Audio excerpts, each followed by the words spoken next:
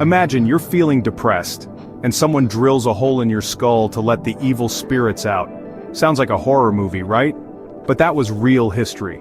This is the twisted journey of how we treated mental illness, where ignorance, fear, and violence wore the mask of medicine. So, subscribe before I perform a social media lobotomy on your brain. Let's rewind. Picture this, black and white world, doctors with wild hair and science that's basically guesswork.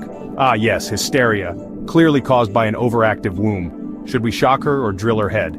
Just a bit of electricity. She'll be normal by dinner. Side effects may include death. Dramatic music, please. Now let's break it down. Chapter 1, Trepanation and Demons.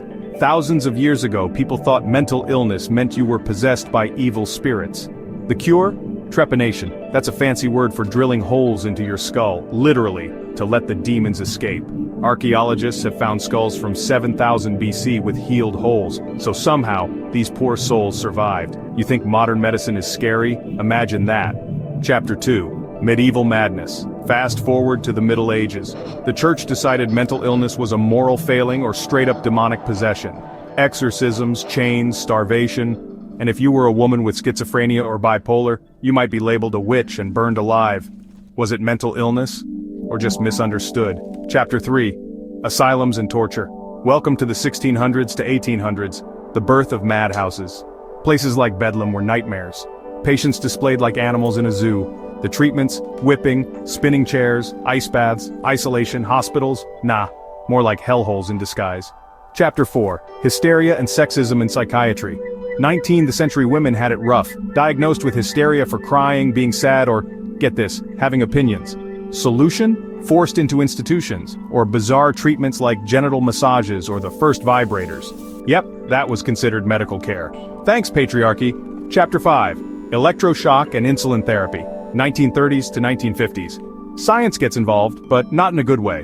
Electroconvulsive therapy, without anesthesia, caused memory loss, trauma, and fear. Or insulin shock therapy, where doctors induce diabetic comas on purpose. We're not curing the illness, we're just knocking them out. Chapter 6, Lobotomies, the Horror Peak, 1940s. Dr. Walter Freeman invented the lobotomy, an ice pick through your eye socket, wiggled around to calm violent patients. The result? Many became emotionally numb, disabled, or died. Over 40,000 people in the US alone. Sometimes history is scarier than fiction. Chapter 7, Modern Shift, from Torture to Therapy. By the 60s and 80s, antipsychotics and talk therapy finally offered hope. Asylums shut down, but often left patients with nowhere to go. Today we talk more openly about mental health, yet stigma still lingers. We've come far, but not far enough. Let's get real for a second.